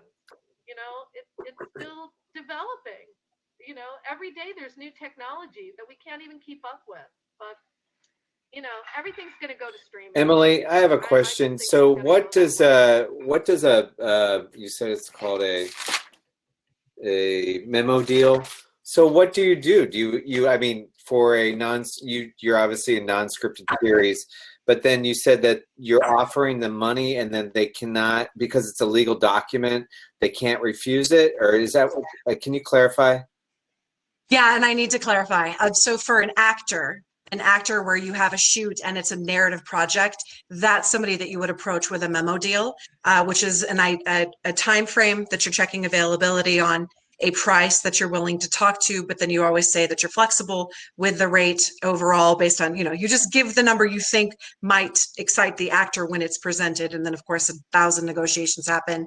And then you provide, if you'd like, here's a brief log line, a brief synopsis or interest of what the character would be, a few names involved. So it's kind of like sending a treatment, except with numbers specific for that talent. And that's when an agent is required. For an unscripted series, you can't do something like that. You can't say, you can say production dates, any team members involved. So like if you had someone like a Steve Duvall or somebody like Bill Farmer, who's the voice of Goofy, or a larger name already, you can approach a manager for a showrunner or a manager for a director. But for unscripted, the number one thing, and so that's what I want to clarify, Meredith, this wouldn't apply to you because you don't have a host for your show. But if you have a host for a show, that's the first person you get. And that's where the memo deal starts. And once you have them, it's easier to approach. So yeah, I wanted to make sure I clarified that. I was going to jump in when Meredith was done. So you can't do a memo deal for a show for a producer, but you could for a showrunner. Find out what their salary is, say that you're willing to pay and match what they made on Hot Chefs or Design in a Dime or Design to Sell or whatever it is. And that works in the narrative world as well. And showrunner is the only way to get a narrative television series. And those on. examples, Get a showrunner. those, do they have those? Would any attorney? I mean, I know an entertainment attorney. I have one in San Francisco, but he would have the examples of that, or is that an example we can find online? Or I would love to see what that looks like, and to fashion it toward, because that's a good way, like you said, you were talking about funding, is to make a deal with, whoever, and that they would be, if this comes to, if you would attach yourself, this is what the rate would be or whatever, and here's your character, blah, blah, blah, blah, blah. And then if they, I don't know if you're saying that they agree or that you get them interested, enticed into it, and then they attach themselves, and then that's a way to get funding. Yeah, that's a way. So with our television shows, we've never sold an idea. We've sold a package. So if I know that I want to do Design at a Dime or Design to Sell, that type of a show, I'm going to go to Pie Town Productions, Snake Oil Productions, Banyan, except Banyan's done, huh, Rye? Yeah, so Banyan's gone. I'm going to go to one of those production companies and I'm going to see what showrunners they like, or in their cases, they're usually lower budget. So I'm going to see what associate producer that's probably working their way up. So I'll go and look and I will find that person. So yeah, I start slowly piecing, and I say because I do a ton of that. But I wash my hands, and my husband because I'm good at pitching and convincing people to get involved, and he's good with the business side of it. But you build. So are you talking about narrative or unscripted for you, Matthew? Narrative. Yeah, narrative. Okay. So narrative. Yeah. Narrative, you want to do pay to play. You want to, you're literally, so let's say your goal is 100. So it's narrative. Is it a 60-minute or 23-minute, or 47 or 23? 30-minute. Okay, so it's a 23-minute show. So you're going to pick, or depending, streaming or network, depending on the network you're pitching, you want to find a showrunner that's either already doing it or talent, and then you pick the dates that you're going to shoot the project and give like 3 times throughout the calendar. And you can actually do what's called a pay to play, meaning if you're not 100% sold on this, I promise you that if on March 3rd, we're going to start shooting this pilot, I'm going to pay you this much for these 7 days. Terms are negotiable. Let me know what you feel your time would be valued at. And then if you don't end up shooting on March 3rd, you lose that money. But if they accept that deal, you can use their name to sell your project to anyone in the interim.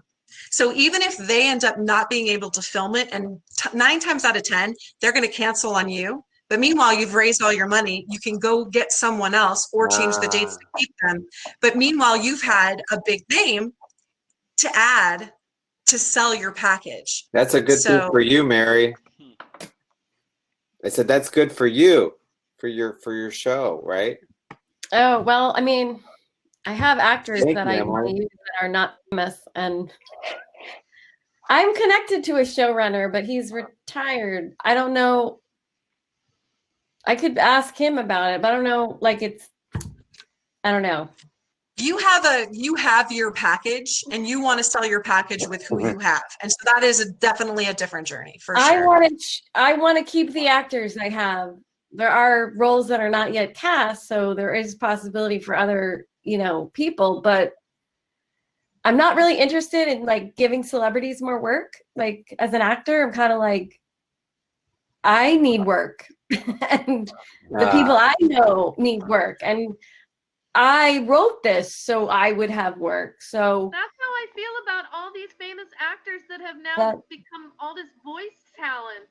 I mean, they literally have squeezed out all the professional people who were the voice talent for cartoons, because now I love some of these new animation on Fox, and I love the women who are doing these shows because it's all the Saturday Night alumni. But it used to be that and I've met them because I used to go to Comic-Con, and I'd met June Foray, who had been you know, she'd been the Warner Brothers, you know, she was the witch on Warner Brothers, Tweety Bird, and, you know, just all these great voice talent. It is kind of a bummer that it's tougher to break those new actors, those new people. Well, I'm thinking of like Broad City, Insecure, High Maintenance, Crazy Ex-Girlfriend. Right. And so those vehicles attached incredible fucking showrunners.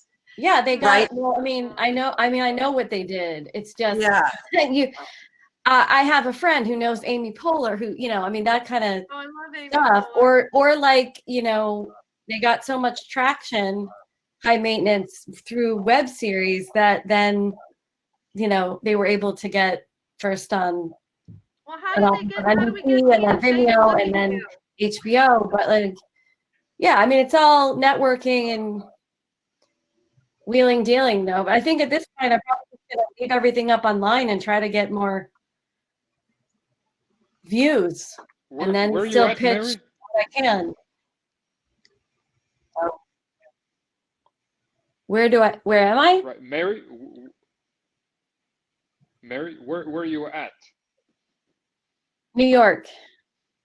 Yeah, yes. Where are you from? You're saying? Yeah. Like, are you LA? No, and I mean, like everyone in the New show York has or been on New York? television. Okay, It's not okay, like so there's a big pool people over have done there. anything, but like, Because right. Because one way that I'm thinking that could work, and this is kind of a longer shot, is, certain pockets, like, well, New York obviously is it's a good pocket of a lot of talent. Let's skip the LA people. Nothing against LA people, but they have their actors, and there's that there's a clout there. But I think other areas do not have the clout, yet they have skilled actors. I'm referring to Chicago over here because we have a #2 scene on theater scene in Chicago after New York.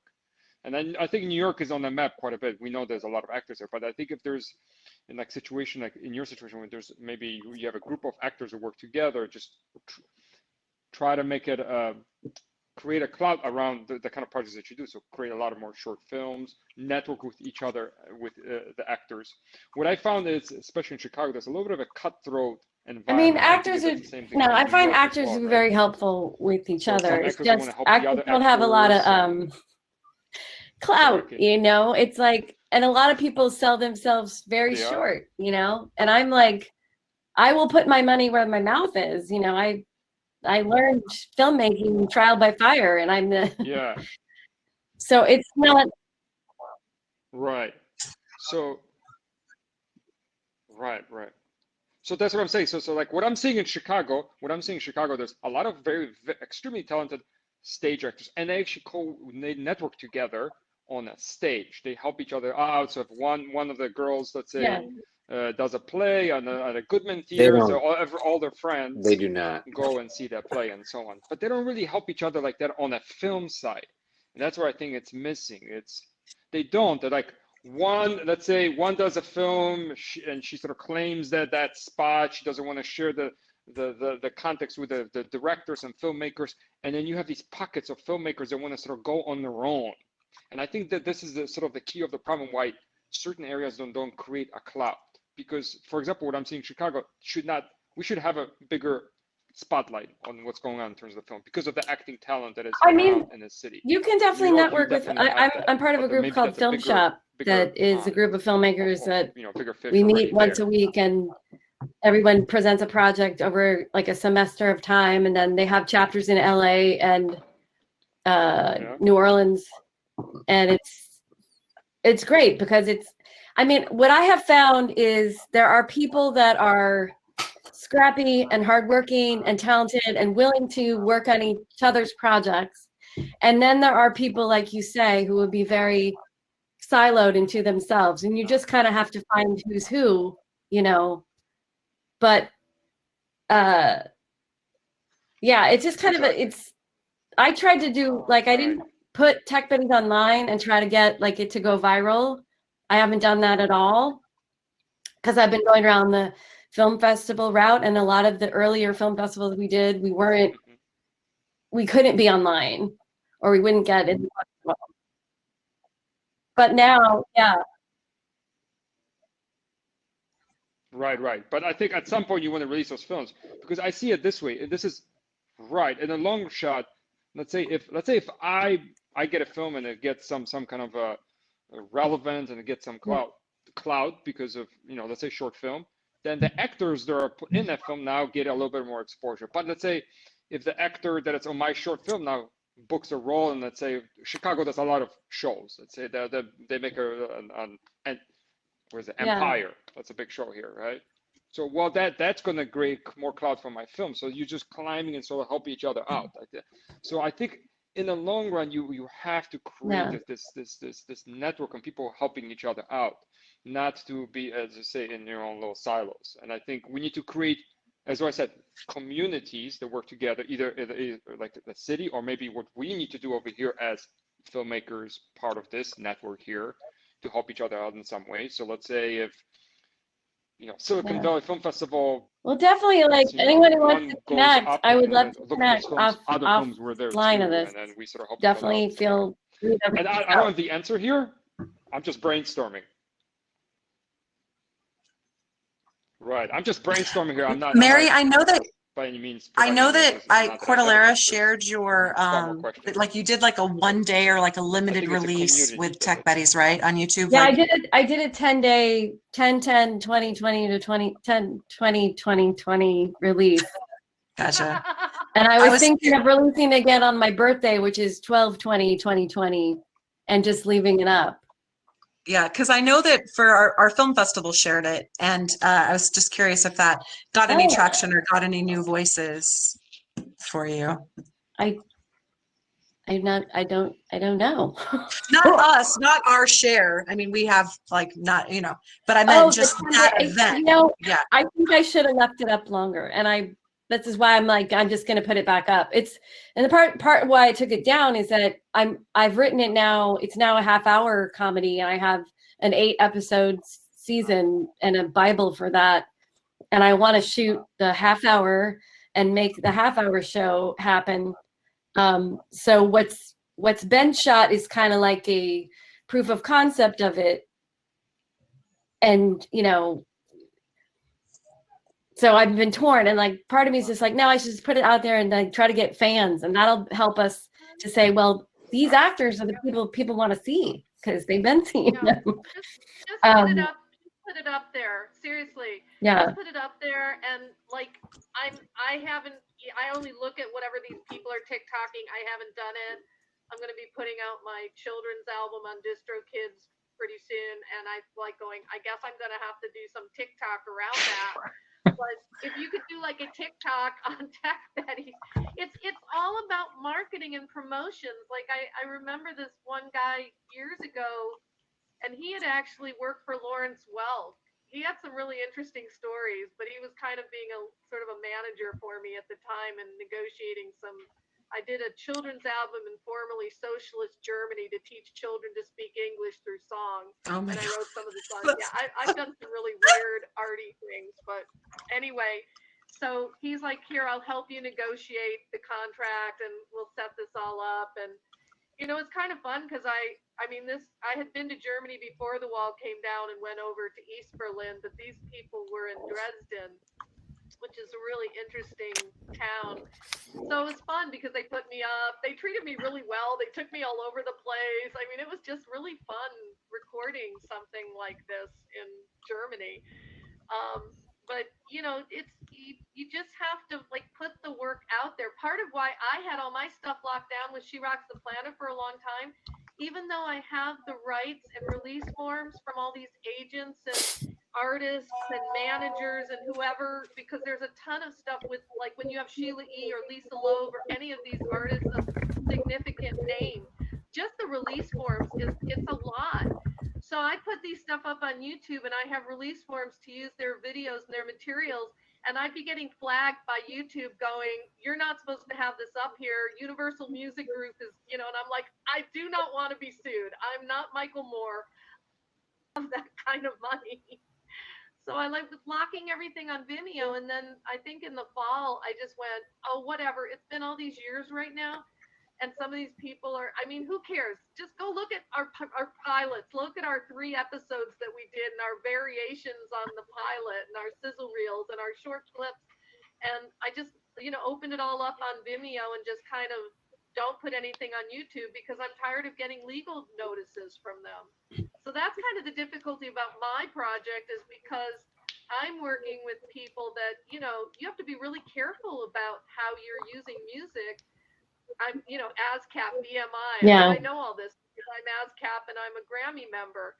So that's why I need a showrunner and a big network. And like Whitney was saying, these shows can be like 6-figure deals per episode. And I'm like, I've never worked on, with Planet X. I mean, shoot, we were probably doing half-hour episodes for like $5,000 or something and getting them on these networks. But again, it's, all these people who get all these big deals for their shows. I'm like, when do we get that? When do I actually get paid for what I do? Meredith, I know there's only 5 minutes left, so I'm going to say this really briefly, but with something like you, I would go to somebody who's a clearance producer. But see, I don't want to put together all the episodes. It's like too much. I don't have a crew. Right. No. I'm saying you have a show idea. It's based on people who made music that you would have to have rights to. So go to somebody who specializes as a clearance producer and get them on your team, because they have the connections. They, like CNN, Westwood One. We buy a lot of history-based, musical, educationally based programming.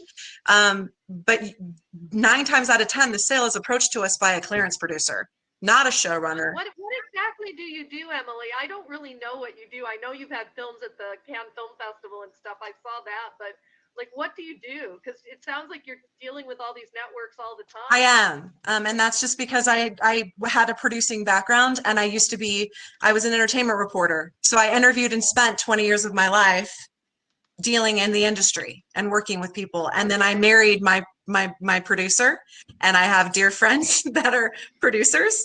So, and then as a news anchor and being affiliated with a lot of different networks, you kind of learn who the producers are. I have friends who are clearance producers, and their only jobs is working with music documentaries and music and feature films. So I would search a clearance producer that has worked on a show similar to what you are trying to accomplish, and ask them for advice and see what they say.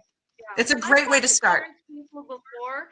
I mean, right now I feel like Whitney, putting this together and being able to go make the pitch, and I'm pretty much saying, okay, I'm just putting myself in Whitney's hands right now, and I feel like I'm very confident, because I personally can't do all of She Rocks the Planet by myself. It really needs, and I need somebody to help put all those pieces together for me. It's overwhelming. Yeah. So, I have other things I want to write. So that's why I'm happy to sell it, get a creator title, get some money every episode.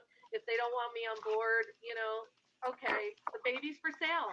I want to work on screenplays, children's books. I have innumerable things. So that's why it's kind of difficult at this point, and it's not sustainable, as Mary understands, to keep going down these paths that aren't really bringing in the money, except if I have, like, again, somebody like Whitney who can just walk it through a Netflix, and they say, yeah, we want this, we'll pay X number for these episodes here, here's the showrunner we like. That's what they taught us at Real Screen. Even the agents, they're like going, oh, if you haven't done this and that, like William Morris agencies, they won't even talk to us. I mean, it was basically that, like, circle. But then I said, okay, whatever, we'll do it ourselves. Bill Murray doesn't have an agent, so somehow we'll get through it ourselves. Is there any other way to, like, get a deal besides through Netflix and, like, make money, like, on a film, on a TV show? You know what I mean? It's like, I mean, I don't know. I don't know if there. I know there are. I just don't know. Yeah, if you can pay for everything yourself, and you can do all the distribution to all these different channels all over the country and do syndication, there's ways of making money. I mean, there's a lot of different ways to get yourself in there, but if you're buying airtime on all these different, what network were you working for, Emily? Like, what channels were you working for? I've worked with Travel Channel, Home and Garden Television, Bravo, CNN, Westwood One, okay, Disney, National Geographic. What else, Golden? she's got a great background, which makes it a lot easier for her to open those doors. No, it's hard every But, like, single time. I fail every I single know, time. that's even the big producers say that. But if you And I'm not, you know, I work with other people that have accomplished a lot of things. So I never say that they're my babies. They're just projects that I'm. do you guys produce all your own episodes, then deliver to the network, and then they pay you for those episodes? No. Or are they hiring you to do those episodes? No, we pitch a concept and an idea. We put together a package and a team. We find a production company affiliated with a network. Most networks, like for a Christmas movie, we make sure that we work with, you know, Crown Media if we want to go direct with Hallmark, whatever the project may be. And then they make it, they take on the financial burden, and then you get a cut. So whoever is your EP, all of the cut, you know, it's all split.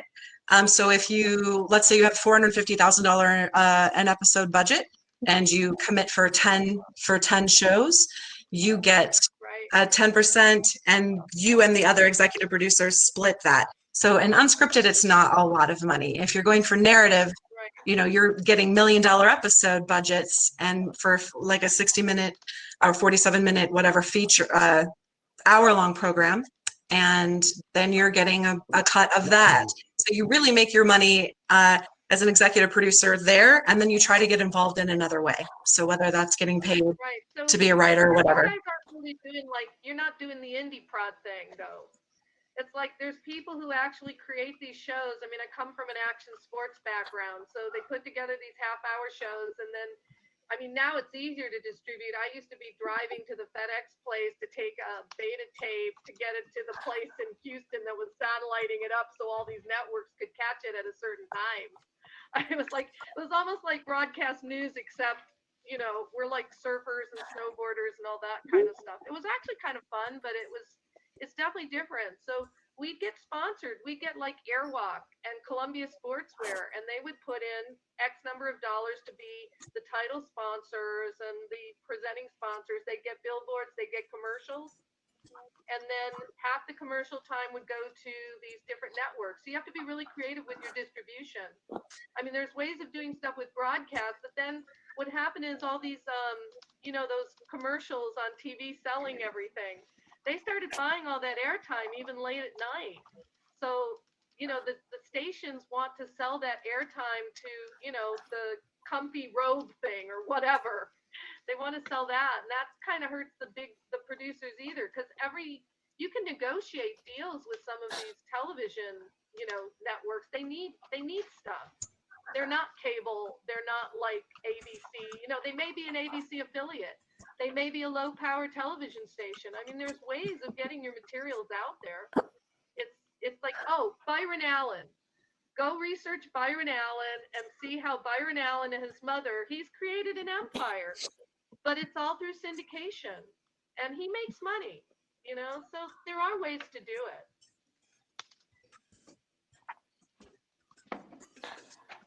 Well, I mean, do you guys have any other questions that you want to ask each other? Because I feel like there's just so much knowledge and like so much wisdom, like amongst everybody. Like about. I would love to hear from. Yeah. I would love to hear from Matthew, because I think he's worked on bigger projects than most, and certainly a ton more than I ever have on the set experience. And from, I don't know, I'd love to hear from some of your experience in working on those sets, if you're willing to share any stories. Matthew, I think I recognize you from because I worked on Looking, and oh, you did? Yeah, I'm pretty sure you look so familiar. Where were you on Looking? So I was in the office scene, you know, their little like tech office scene. Yeah, in the studio. Yeah, like gosh, there were so many days that I worked, because I worked background SAG, and then like I got called up to be like a featured SAG like background. So yeah, I definitely your face looks very familiar. But yes, speak about your experience. Yeah, I mean, I was an actor in Chicago, and I mean, just to go back real quick, and I have my theater roots. I totally understand the family of theater and how it works.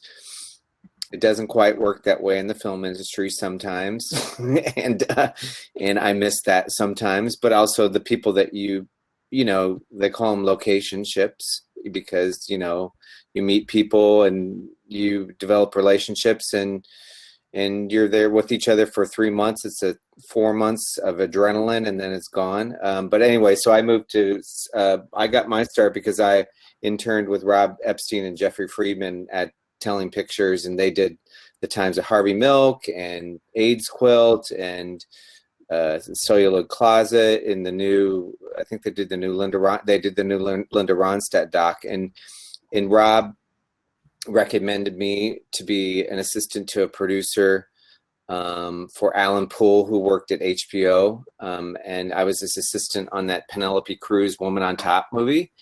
And I met the location manager on there. Her name was Ellen Lent, and she said, "Do you want to do this?" And I go, "I don't even know what you do," because no one really knows what a location manager does.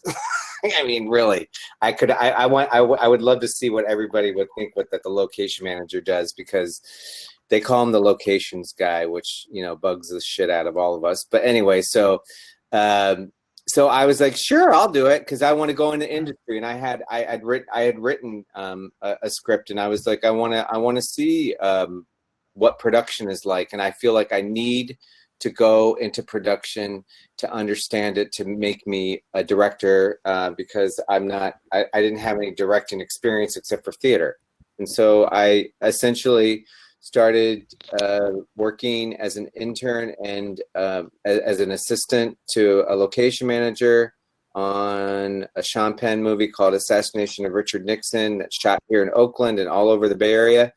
And before I knew it, I just started being a PA, and I worked my way up. And the film that I became a manager on was Paul Thomas Anderson's The Master on. And like I said in my Q&A, I was scared as hell because I thought I was going to screw it up. And I just I took the bull by the horns, and I didn't know some things, but I faked it, you know. And the thing is that locations is a very, very hard job to do, and a lot of people don't do it because it's very hard. It's very stressful, and you have to deal with so many personalities. Like, go talk to the guy who has the rooftop, and we need to have him take down all of his Christmas decorations, even though it's Christmas tomorrow, and tell him we'll put him back up at 2 a.m. before Santa Claus comes. I'm like, but okay, all right. So why are we filming on Christmas Eve anyway? Because so you have to do incredibly hard things like that. Or I was in Pacific Heights once on a Clint Eastwood film on Hereafter, and the manager said, "Matt, there's a kid who is jumping on a trampoline. It's in shot. It's 2 blocks down the hill. I mean, like San Francisco Hill. Can you go handle that?" And I'm like, "What do I do?" So you have to put fires out all the time, and what's incredibly wonderful is that you meet some wonderful people on these sets, and and develop really good friendships, especially here in the Bay Area community. Like you guys were talking about community. The Bay Area community has a great film network, and it's a small network, and so you develop collaborations. And so when I worked on Fruitvale Station, and I loved working that film. I love to work films that have a social activist bent to it, and Ryan Coogler's film Fruitvale Station was just up my alley. From that. If I didn't do a lot of those things, I couldn't have made those films those 4 shorts that I just did in the last 2 years, because a lot of my crew, they put their time in for free, and they volunteered their time, and they did that because we're a network of a family. And I can't say, like I said in the Q&A, you know, people always ask me, how do you do this? How do you do that? I go, you could just look out back in your neighborhood, or look in your community and see who's there, and see who's willing to help you out, and see who's going to work for free, or see if they'll do a discount. You know, and it's about developing relationships, you know, so yeah, I mean, I know, I don't, what is there specific questions, Emily? You kind of just beautifully made the point of taking those opportunities, forging those relationships when you have them on set, and then being able to translate them into the shorts that you make. Yeah, I think that's a great thing to hear. That's all about, and I hear about my friend Michael Lannon, who did HBO's Looking, which Christina was talking about, and that was a great show because all the heads of the department were gay, including me, and you know, and it was just one of those times where you feel like you are creating something for the community. And that show, I will always, if HBO is a great company to work with because they treat their people well. They're very safe. I just was about to work on Succession. They were going to film out here, but they didn't do it. And they were like, you can't go out to COVID. They're very protective, you know. They're not going to film here anyway. So that, so it's very,